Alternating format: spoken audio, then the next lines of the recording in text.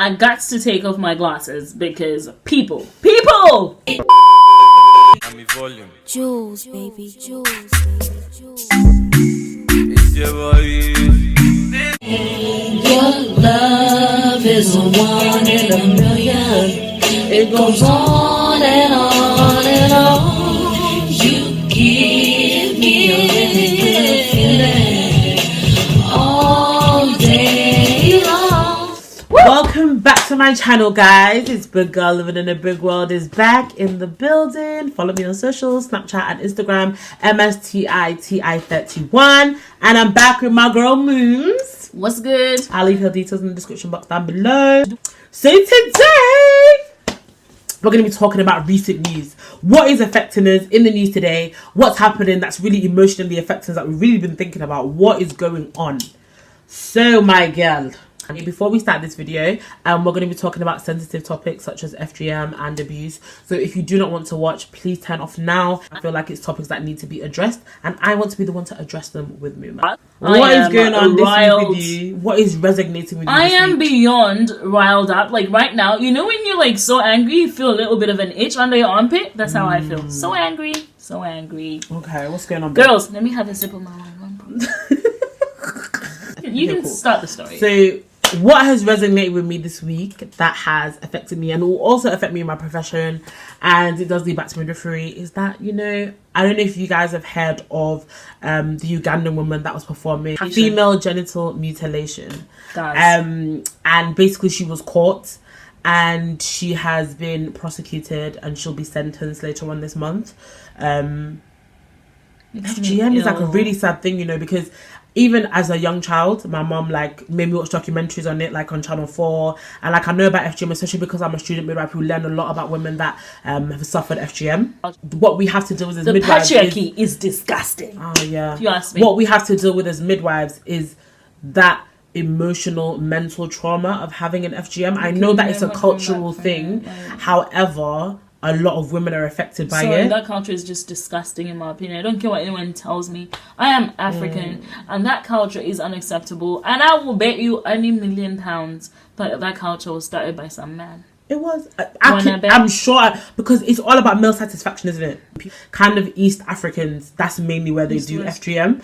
It happens around the age of 13, 9 to 13. That's the main time that people get FGM. And I remember someone came into uni to talk, the university to talk to us about FGM and what happened in her experience. It's a traumatic experience. Is it really necessary? Culture or not? Is it really necessary? Like even in my culture, there are things. It's my culture, but I'm like, no. No, yeah. Use God made us in a specific way. It's also a form of abuse, in my opinion, because you're doing it to a child who's unable to even have sexual feelings. So I'm assuming the day that girl is being touched on her clitoris, that's the first time she ever feels any kind of feeling, because she's obviously never felt anything. Then the next thing she feels is pain. Yeah. You know, it's a form of like overpowering you, so you know that the man is always on, like, above you, dominant in your life for the rest of it. Because why don't they do it to older women? Why do they not start FGM when you're 20? Yeah.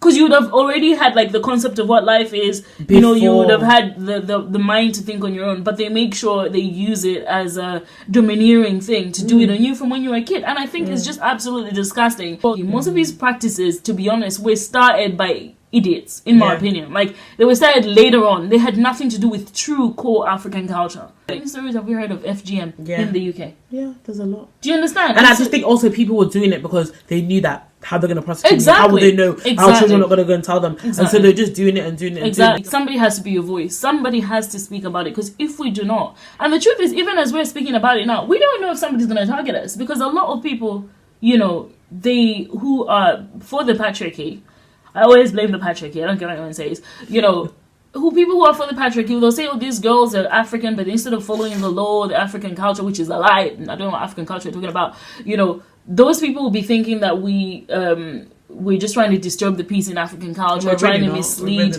We're not. I love my African culture. I love the honor and the respect that the matriarchy is given in African culture. You know, women are given a voice in true African culture. Women are not diminished or made to feel small. Like, trust me, in my culture, the matriarchy is like the most respected person in any society, in our societies. That thing of oppressing women by using different forms of abuse is just a no, guys. Like, things are all kind of the same. If you don't speak about them, whether it's abuse or whatever, you don't heal. And sometimes speaking about them, even as a person who's been abused, that's the only way you heal yourself. It may have nothing to do with the person who abused you. Like, they may never say sorry and they may never be persecuted, but it's a form of therapy. And in our cultures, another thing that I've seen is in African culture specifically, things like therapy are looked down upon. When you're depressed, you're looked down upon as if you're crazy. But you know what? You're not crazy. Almost every person I've met has been depressed. If you haven't been depressed yet, my friend, you're yet to experience it. I know it's sad, but it's the reality. It's just because sometimes life gets overwhelming and you end up finding yourself it's normal. It's normal. Going back again, I feel like if we don't talk about these things, you will never know. So maybe like you've watched this video, one day you will get anxious. Maybe a month from now, maybe a week from now. You'll be like, oh my God, that's what Tawanda and Moo were talking about in that video. You can't dwell on the fact that you are depressed. Because if you say, oh, I'm depressed, the world is going to give you more depression. You can be in a depressed state, but you need to deal with what is depressing you and come out of that. You can't stay in it, because that's when things spiral out of control. So you need to, if you are feeling depressed or you are feeling anxious, or you have to talk to someone, talk to your friends, talk to your family, talk to a therapist, talk to a stranger. There's different levels. Obviously, we're talking about originally FGM. And I cannot begin to imagine the terror and the depression that a person who's going through things like that has to go through throughout their life. Their depression will not just be temporary or momentary. It will be a continuous thing. You know, it's just finding ways to learn how to deal with it by like speaking to a therapist, speaking to somebody continuously. And it doesn't make you weak. In fact, you're one of the strongest people that I know. I think my male friends was going through depression, and I'm a very thoughtful friend. I love doing research, and I researched if there's anything that exists, because a lot of men don't like to go to therapists. I found a really good journal. You're going to have to put this down below. Yeah, I'll put it in the description box down below. A really good journal called Mind Journal, a journal for men by Ollie Aplin. You can literally have this book and write down what you're thinking. The thing is, most of the time people are afraid to tell other people the things, so you can still talk to yourself about it and open up to things that you're even afraid to bring out in your mind, but you can write it down in that journal, and it'll only be between you and that journal. So get something like that. That could help you. There's a really good poem by Rupi, Kaur, that's her surname, and she says, and the poem is like, show me a person who's strong, and when I look at them, I wonder what kind of past trauma they had to go through to get to where they are now. And that's true. Very strong people have normally gone through unreal things that you just couldn't understand. That's what made them and also strong. Just what you're saying, I was just coming off of that also as well, like everyone has their own level of trauma. We're not saying that you have to be like when you look at the Oprah Winfrey's, the Tyler Perry's, the Tamar Braxtons, and all these people, all these celebrities that are coming out saying that they were abused when they were young, and it doesn't have to be that severe. It could be something else. In the same way, people think, oh my God, they're rich, they shouldn't have problems. But look at Robin Williams. He hung himself in his wardrobe, and no one knew the depression was good. Yet he had all the money and all the yes men around him in the world. Yet he felt lonely. Everyone has their own level of trauma in their own state, in their own life, in their reality. So it doesn't mean to say that because you were abused and because you never saw your mom, it doesn't mean to say that one is more traumatic than the other. And Hayden Panettiere, she sang a song, and in the song the line is, just because I wasn't handed the same hand that was dealt to you doesn't make my pain any more or any less than yours. And it's true. Just because I wasn't handed your pain doesn't mean that my pain is more or less than yours. And this is why as well I always say this. All my friends, anybody that comes into contact with me will know that I say this. I am a person, and I'm not even just saying this, I never ever get jealous of anybody. I literally, it's like, I don't know, it's almost like immune to my system, like I don't know, like I never get jealous because I have no idea the path that you had to walk to get to where you are. I don't know whether I could ever cope with whatever you've been through to get there. I can deal with my problems. I don't know if I can deal with your problems. So that's why I don't get jealous of people. I might look at someone and say, oh my God, that's so good that they've got that car. That's so good that they've got that job. Oh my God, it's so good that they've opened that business. Let me try and see what I can do. You will have your own at your own time. Huh? You need to learn to honor your own path. You need to learn to respect, accept, and honor the life that you're in right now. Even the pain that you go through, as crazy as this sounds. You need to learn to honor and see it for what it is and acceptance.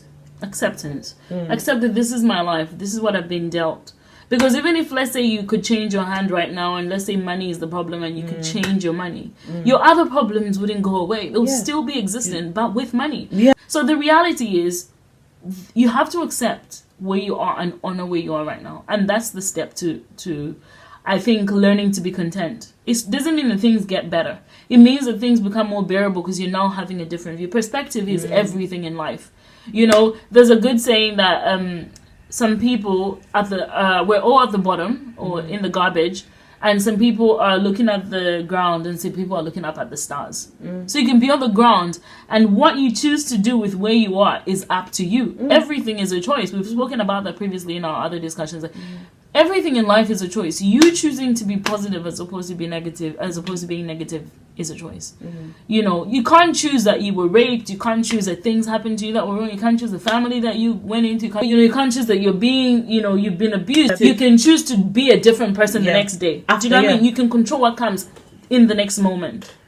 So everything is a choice. It's a process. Yeah. You have to. It's something that you have to consciously put effort into every single day to get to where you want to be. Once you start gaining the power over yourself, forget about other people, because sometimes it's difficult. It's more difficult to control what other people do or to control other people. But you can control yourself. You can control how you speak to yourself. Do you know how important it is to speak to yourself kindly? And the person who abuses you the most is not your abuser, but you. The words of abuse that you speak to yourself, of how ugly you are, how you never amount to anything, how not beautiful, how not intelligent, how you don't deserve to be loved. Do you know one thing I found to that? There was a point that I was like that. Many people don't know, but I was like that with myself. And I had to tell myself, I will honor myself by allowing myself to feel these feelings. Because I feel like sometimes it's like a snake shedding its skin. It's painful. You need to allow yourself to feel the pain. Say those things to yourself. But in that same breath, when you're done telling yourself how unworthy you are, then go on to say, actually, yes, I might feel unworthy. But actually, do you know what? Yes, you got bags under your eyes. But you know what? You got fleeky skin, girl. Look at that fleeky, dashiki. Them cheeks, though. Oh my gosh, you got a broken tooth, but I love you so much. And do you know what? At first, when you start saying it, it sounds so weird. Yeah, I'm you not sound like, gonna oh my lie. God, what the fuck Just am I like, doing? I'm so weird. Why am I doing it? Then the more you say it to yourself, girl, You get you'll be used like, to it. when I say like, God, you'll just be like, ooh, you're so cute. And I'm not even lying. You start believing it. You start believing and it's true. how amazing People you are. start seeing it. People start seeing your glow. They're like, you glowing to them. I'm like, glow this at me. Big girls, the issues that go on with the big girlness, there's nobody that can ever put me down.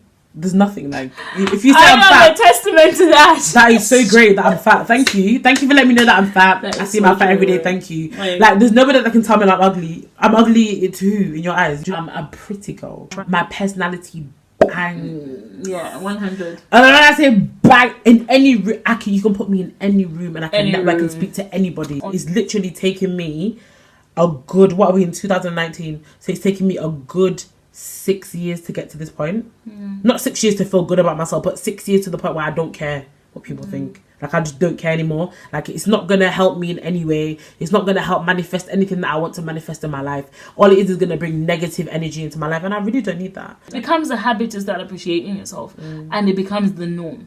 And when you make that the norm, trust me, you don't realize what you're starting inside yourself. You're starting a fire, and nobody can put that off. Nobody. And eventually, when that fire has like lit up and lit up and lit up, you'll be able to go to the next step, and nobody can bring you down from there. There's no like, one. 100. That's the end of the video. Like, comment, subscribe, share. Thank you for watching. If you liked it, comment down below, share, let us know. We will be back with more, and I love you guys. Thank you. I'll be back soon. Bye.